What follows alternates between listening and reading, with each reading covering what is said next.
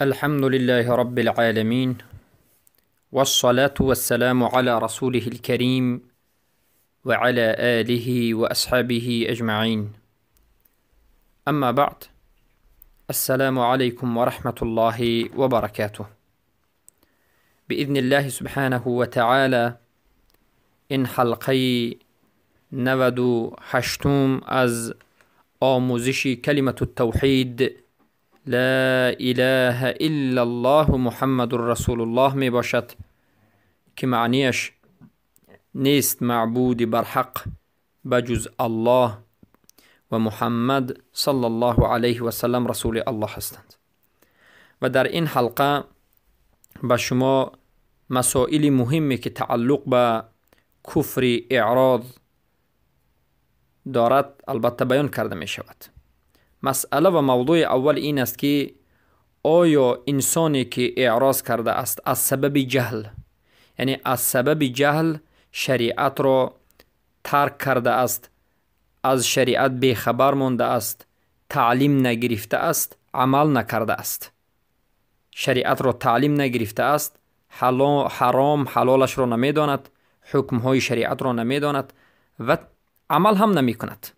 یعنی این معروف است، اعراض و التولی، روی گردانده است، اما سببش جهل است، نه قصدن از سبب جهل باشد. آیا جهل عذر می شود؟ انسان جاهلی که معرض هست، اعراض کرده است، آیا عذر می شود که جهلش عذر باشد؟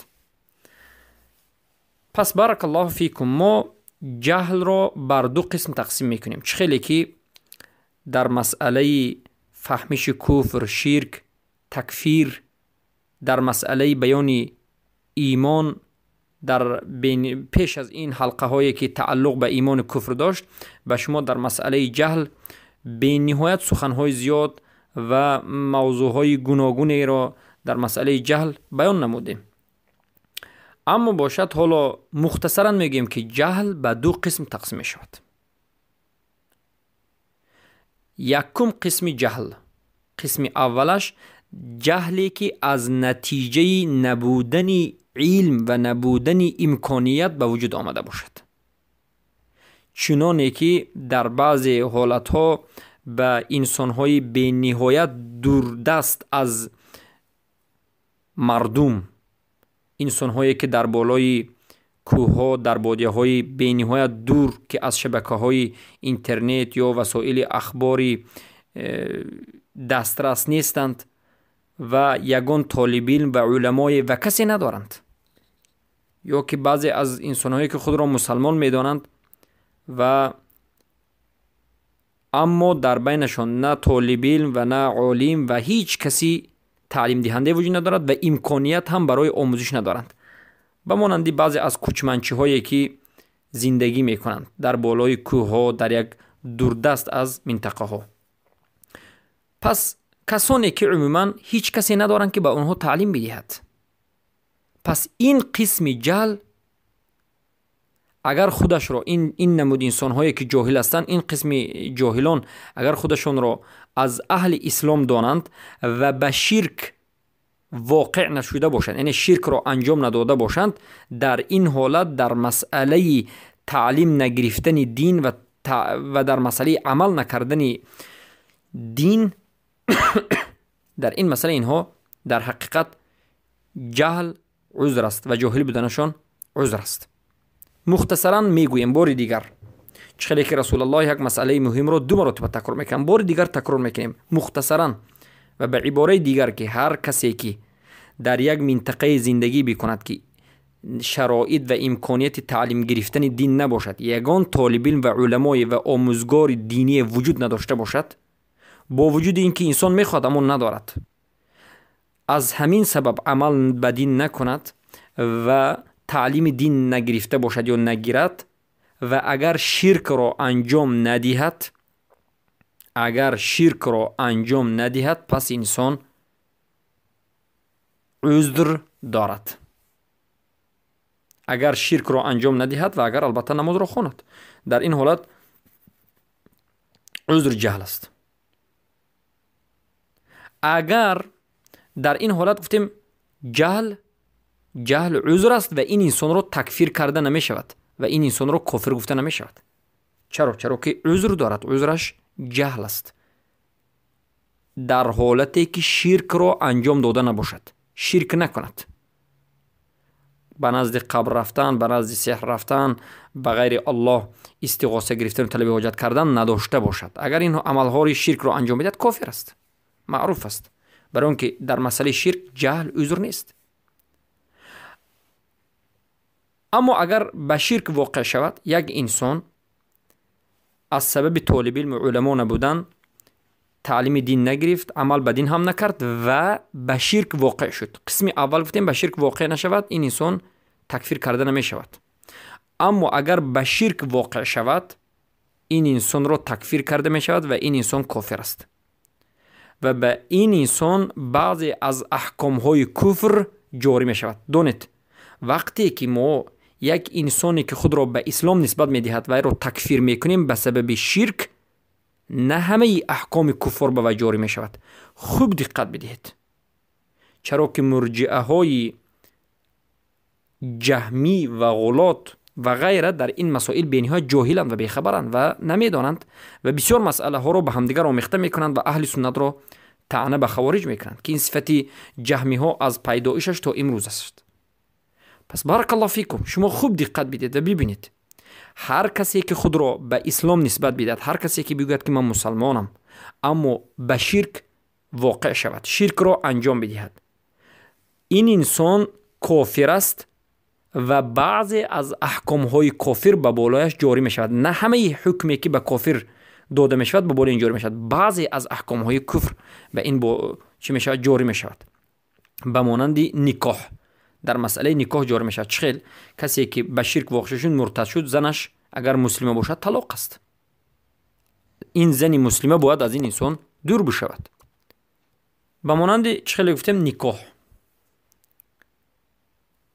یعنی به این زنی مسلمه دادن نمی شود. به این چنین انسان مشرک زنی مسلمه دادن حرام است. اگر زنش مسلمه باشد طلاق است. یا که در مسئله میراث هم به انسانی که مشرک است و کافر است، میراث حکمش حکم کفر که شد، میراث داده نمی شود. یا که نماز خواندن بر وی، نماز جنازه، به این چنین انسان نماز جنازه خواندن می شود. یعنی در همین احکام حکم این انسان کفر است. یا که در مسئله خوردن گوشتش، یعنی گوشتی که ذبح میکند، ذبح کرده اش، این انسان یک چروای رو ذبح کند خوردن نمیشه، چرا که مرتد است. خوردن گوشت مرتد یعنی خوردن اون گوشتی که اون حیوانی که مرتد ذبح میکند حرام است. این بعضی از احکام کفر است. اما در مسئله قتل، چگونه که مشرک بودیستی که خودش رو به اسلام نسبت نمیدهد خونش حلال است، بعد از این مالش حلال است، این انسانی که خود را مسلمان میداند و شرک میکند خونش حلال و مالش حلال نمیشود. یک باره باید این رو هم برادران درست فهمند، موحدین، یک باره پیش از قیام حجت در مسئله کشتن، قتل کردن و در مسئله حلال کردن خونش یا که حلال کردن مالش، تمام علمای اهل سنت و جماعت میگن که جهل عذر است. بار دیگر تکرار میکنم، یک انسان خود را مسلمان بگوید، اگر شرک را انجام ندهد و اعراض داشته باشد، عمل نکند و تعلیم نگیرد و تعلیم عمل نکند، در این حالت این کافر گفته نمیشه، چرا که شرک نکرده است و عذر، یعنی برای اون که امکانیت ندارد، عالم ندارد، هیچ کسی ندارد. اما اگر شرک را انجام دهد کافر است. اما وقتی که ما این رو کافر میگوییم، آیا مثل عیناً دیگر کافرها است یا که این دیگر نمود کافر است؟ ما میگیم این کافر است، اما کافری که در بعضی مسائل مثل کافر است، نه در همه مسائل. یعنی وقتی که یک انسان رو کافر گفته می شود که خود رو به اسلام نسبت می دهد، از سبب جهل به شرک رفته است، در مسئله حکم کافر گفتن جهل عذر نیست، کافر است. اما مثل دیگر کافرها نیست، کافر از هم دیگر فرق دارد. البته در مسئله این که به این نماز جنازه خونده نمی شود، در قبرستان مسلمان گورانیده نمی شود، ذبح کردهش خورده نمی شود، به این مسئله سلام داده نمی شود، نکاح زنی مسلمان داده نمی شود، میراث کرده نمی شود یا میراث نمی گیرد.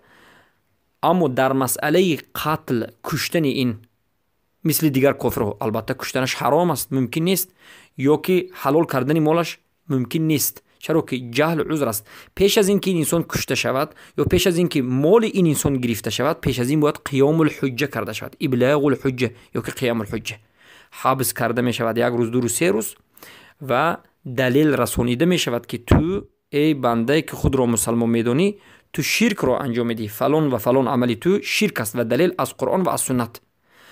و شاید چی کند؟ یک بار توبه کند، چرا که جاهل بود، گوید که من در حقیقت خطا کردم، توبه کردم و این عمل را دیگر نمی کنم و این مسلمان می شود. اما اگر بعد از این که این حجت رسیده شد باز در همین شرکش باقی ماند، بعد از این قتل کرده می شود و مالش حلال است.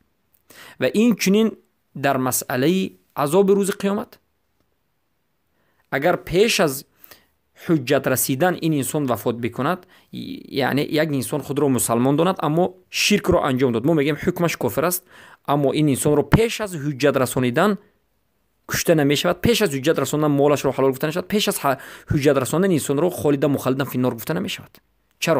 چرا که هر کسی که در این دنیا خود را مسلمان گفت از سببی شرایط و امکانیت نبودن و یگان دعوتگر و طالب علم و علما نبودن شرک را انجام داد، فکر کرد که همین دین است، این کافر است.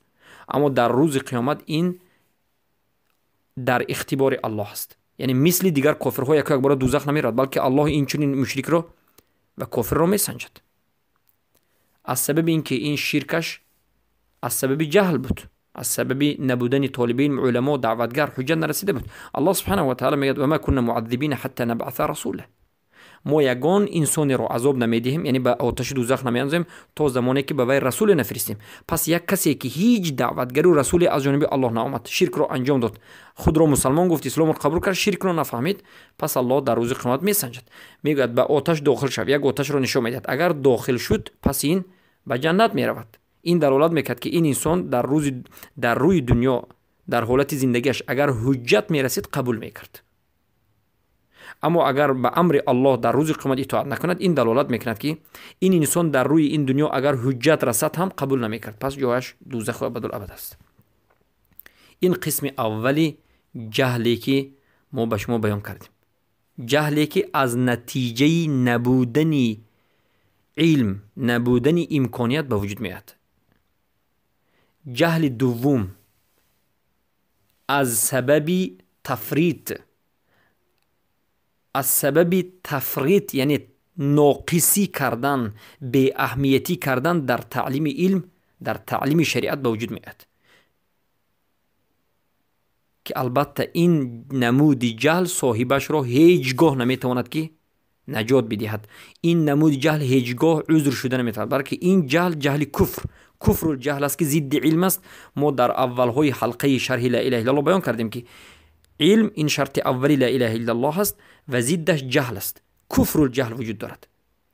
برای من همیشه میگویم که سبب پیدایش جهل دو چیز است، یعنی به دو سبب جهل پیدا می شود.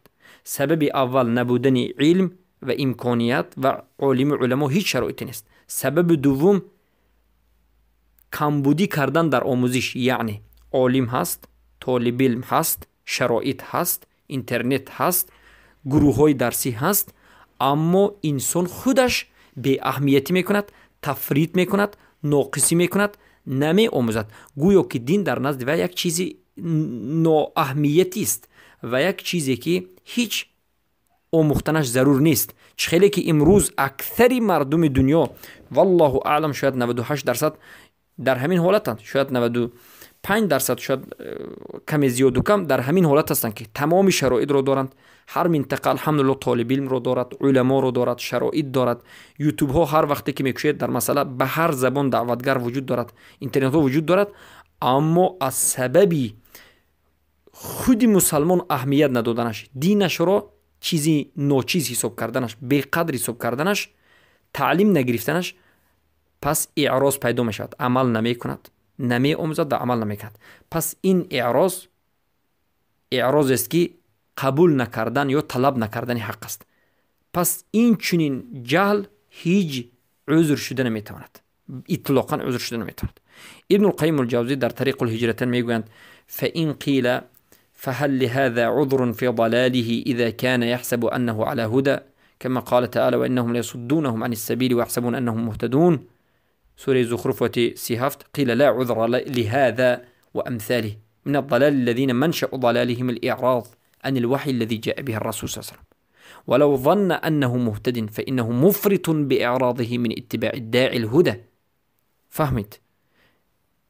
شیخ علامه ابن القیم میگویند اگر گفته شود که آیا این عذر دارد در گمراهیش، یک انسان عذر دارد در گمراهیش زمانی که خودش رو در هدایت میشه، یعنی یک انسانی که خودش رو هدایت یافته می حسابد خودش رو هیچ در گمراهی نمیبیند، آیا این انسان عذر دارد؟ چرا که الله میگوید در سوره زخرف 37 که و البته آنها لیصدونهم عن السبیل، از راه میدارن اونها را و یحسبون انهم مهتدون و باز خودشون رو گمان میکنن که هدایت یافتگانند.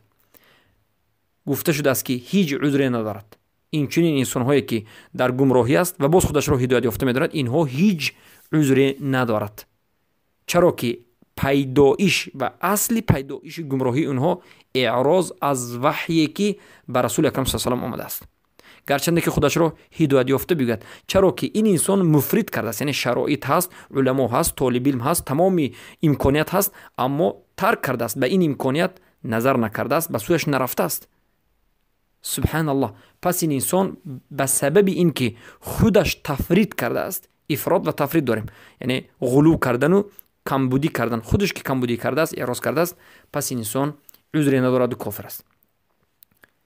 اما این انسان بخلاف کسی که به وی رسالت رسول الله نرسیده است، حرکت کرده است، کوشش کرده است، اما قدر و توانای کوششش تا همین درجه است، علما ندارد، طالب علم ندارد و غیره، و تا اینجا که حرکت میکند، کوشش میکند، اما میخواد، حق را هم میخواد، اما طالب علم ندارد، علما ندارد، امکانیت ندارد.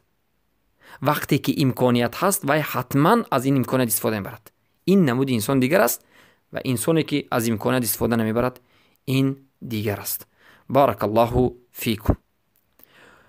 پس برادران و خواهران موحدم، سببهای عذر یا که میگیم سببهای اعراض، سببهای کفر اعراض چی چیزها است؟ اولین چیزی که سبب پیدایش اعراض هست این جهل است. اولین سبب اعراض این جهل است و قبول نکردن آن حجت هایی که از جانب الله و رسولش رسیده است. یعنی جهلی که سبب پیدایشش قبول نکردن است، جهلی که سبب پیدایشش کبر است یا که تفریط و به اهمیتی کردن است. جهلی که این چنین جهل است، یک انسان جاهل است، از دینش تماما بیخبر است، در حالتی که در همون دهه، در همون منطقه عالم علما وجود دارد، طالب علم وجود دارد، مساجد وجود دارد، اما این جاهل است. پس این جهلش عذر نیست، این کفر است و همین جهل سبب می شود که انسان اعراض و دیگر از نمود کفر تولی را انجام میدهد. دومین سبب تفرید کردن، اهمیت ندادن به دین و حریص نبودن سبب می شود که اعراض به وجود آید. سومینش یعنی رغبت نکردن به دین، شوق، هوس نکردن به دین. چهارمینش مشغول شدن به دنیا، مشغول شدن به مال، مشغول شدن به ملک، به کرسی، به منصب و دوست داشتن این چیزهای دنیوی سبب می شود که انسان به اعراض روبرو شود. که والله بالله تالله امروز چقدر این نمودی انسان ها را می بینید. خودی بنده، خودی من چقدر این نمودی انسان ها را دیده ام که به سبب کرسی، منصب و دنیا و ملک و مال به اعراض روبرو شده است. یعنی شریعت را ترک کرده است، عمل نمی کند، پروا هم نمی کند و تعلیم هم نمی گیرد و سؤال هم نمی دهد. چرا که دین وی، معبود وی این دنیا مال، ملک، کرسی شده است. پنجمین سبب اعراض شک در حق است و آمیخته کردن حق و باطل است. البته هر کسی که به حق، به قرآن و سنت شک میکند، عاقبتش اعراض است. چگونه که رافضه و صوفی و مرجئه و غیره همچین عمل را انجام دادند. ششمین سبب پیدایش اعراض کبر است، حسد است، دشمنی و سرکشی است. چگونه که تمام حاکمان مرتد امروزه از سبب کبر و از سبب دشمنی و از سبب سرکشی اینها به کفر اعراض گرفتار شدند. هر یک این حاکمان دموکراتی به چندین نمود کفرها گرفتار شدند و به کفر اعراض هم گرفتار شدند و غیر از این به کفر مستقلی حکم کردن به حکم غیر الله گرفتار شدند و غیر از این به کفر رد کردن جهد و تکذیب و به غیر چندین کفرهای دیگر. بارک الله فیکم. هفتمین سبب از سببهای پیدایش اعراض این نفاق است و بد دیدن دین و محبت نداشتن نسبت حق. سبحان الله. و هشتمین سبب پیدایش اعراض این تقلید است. پس برادران و خواهران موحدم، در حقیقت تقلید این از همه مرضترین، سختترین و شدیدترین یک عملی است که انسان را به کفر اعراض میبرد. امروز اکثر انسان هایی که از حق روی میگردانند، از سنت روی میگردانند، از قرآن روی میگردانند، خودشون را مسلمان میبینند، میشمارند. وقتی که نظر میکنید میبینید که اینها مقلدین هستند. مقلد یعنی کسانی که بدلیل به یک انسان پیروی میکنند، به یک انسان پیروی میکنند و همین گفته انسان را 100% به جا میارن گرچه که دلیل نداشته باشد. چگونه که انسان ها پیروی میکنند به ایشان. امروز به یک انسان میگویی الله و رسولش این عمل را گفته است، میگوید که ایشان گفته است.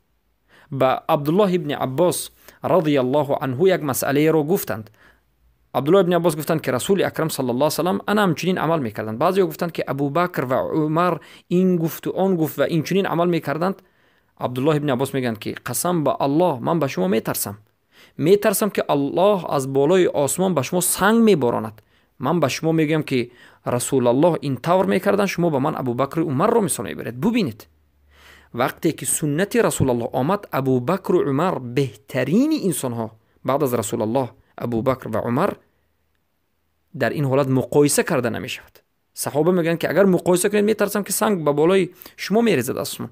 امروز وقتی که سنت رسول الله گفته میشد، بعضی میگن ایشان، بعضی هم میگن کدام صوفیه و غیره و غیره. اعوذ بالله من ذلك. الله سبحانه و تعالی امر کرد که ما فقط و فقط از رسول الله پیروی بکنیم. پس تمام رافضه ها به سبب مقلد و تمام صوفی ها و تمام انسان های عامی به سبب تقلید کورکورانه بی علمانه و پیرو شدن به کسی، به همین کفر اعراض واقع می شوند که در حقیقت این یکی از سبب های سختترین پیدایش اعراض است. بارک الله فیکم. پس این بود مسئله بیان امروزه. اما مسئله این است که فرق بین امتناع و بین اعراض چیست و تولی. یعنی ما میگیم کفر امتناع داریم، یک نمود کفر. دومین نمود کفر کفر اعراض داریم. سومین نمود کفر کفر تولی داریم. ما البته بین کفر اعراض و تولی گفتیم کفر اعراض و تولی هر دوش یک نمود کفر است. اعراض عملی، تولی قلبی، یا که برعکس یکیشون اعتقادی عملی و غیره میگن. اما فرق بین امتناع و اعراض چیست؟ امتناع ترک کردن عمل یا که ترک کردن انقیاد و همین ترک کردن و اصرار نمودن، دوام به دوام کردن و آشکار کردن. امتناع گفتنی کفر الامتناع وقتی که میگوید ترک انقیاد رو آشکار کردن، آشکار دیده و دانسته، آشکار بر علا دوامناک ترک نمودن، این کفر امتناع است. اما کفر اعراض این کفر یعنی ترک کردن عمل اما نه در حالت اصرار، نه در حالت دوامناک، یا که نه در حالت علنی، نه در حالت آشکاری. بارک الله فیکم. این همیق فرق دارد. پس برادران و خواهران موحدم، این بود یک مسئله مهم و بیان کفر اعراض و باذن الله در حلقه آینده مسائل دیگری که تعلق به کفر اعراض است و به نهایت بیانش مهم است به شما